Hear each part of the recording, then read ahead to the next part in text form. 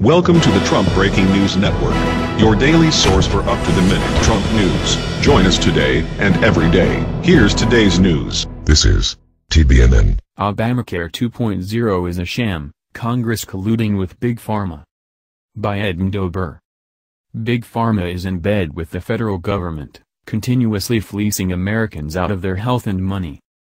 Healthcare politics is a sideshow by the corporate two-party system in the U.S., meant to distract from the real agenda of the elite. Democrats and Republicans vigorously agree on a fundamental principle: Big Pharma will continue to rake Americans over the coals, with the help of federal government. The Free Thought Project reports.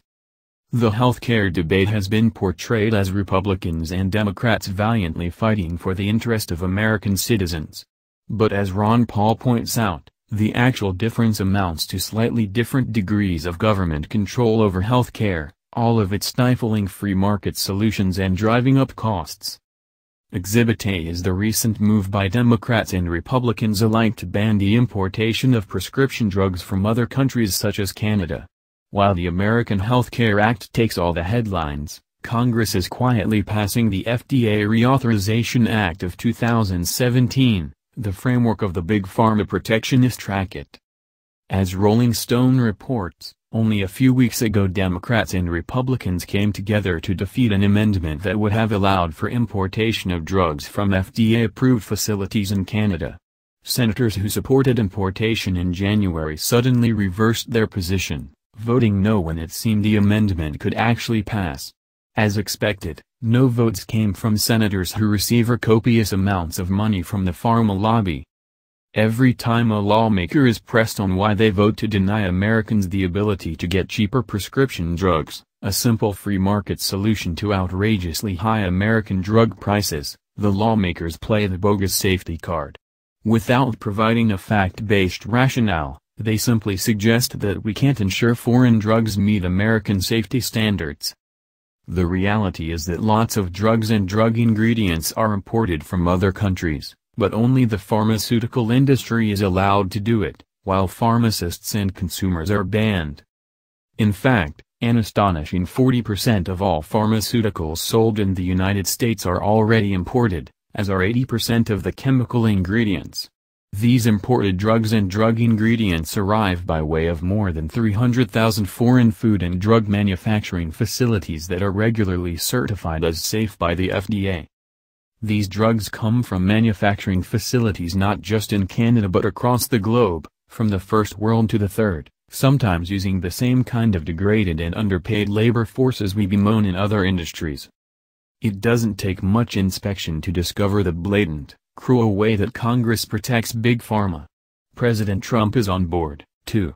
Campaign promises to bring down drug prices for Americans have evaporated, as industry lobbyists have filled his administration. Sure enough, in mid-June it was revealed that the White House Task Force on Drug Pricing echoes pharma proposals. That's not where it ends, though. The FDA Reauthorization Act is also known as the user fee bill because this is where Big Pharma pays FDA for the privilege of fleecing the masses. According to Stat News, the bill spells out how much branded and generic drug companies and medical device manufacturers pay to support their product reviews at the FDA. Several amendments in the user fee bill opposed by Big Pharma were shot down, including drug importation, one that would have kept branded manufacturers from using certain strategies to delay generic drug launches, and another that would encourage pediatric studies in cancer drugs. While federal government gladly intervenes in the functioning of the healthcare market, lawmakers continually prohibit federal and state governments from negotiating lower prices for bulk purchases. Whatever price the industry wishes for its patented products, it gets. Hospitals, too, are prevented from getting discount drug prices at the behest of Big Pharma. Republicans on the House Energy and Commerce Committee, for example, used a recent oversight letter to echo the pharmaceutical industry's longtime concerns with a controversial drug discount program that largely benefits hospitals. That inquiry may lead to a congressional hearing, one likely to be far better for pharmaceutical companies than hospitals, Republican committee leaders told Stat. Government has become expert at protecting the financial interests of various industries while pretending to debate over the best interests of Americans. This protectionist racket comes at the expense of human health and lives. The issue was underscored last year when the price for a life-saving injection for children called the EpiPen was hiked to $630, causing a public furor.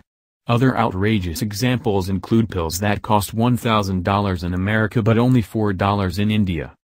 The public is well aware they are being fleeced, as 77% of survey respondents say drug prices are unreasonable and 71% favor the importation of drugs from Canada.